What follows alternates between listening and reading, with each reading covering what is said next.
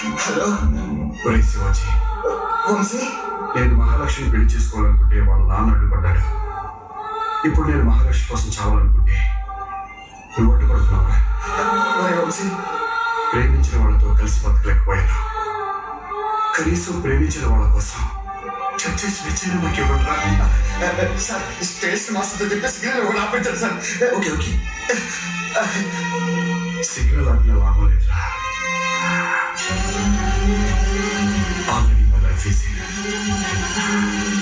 Green signal. Vamshi, నా మాట వినరా?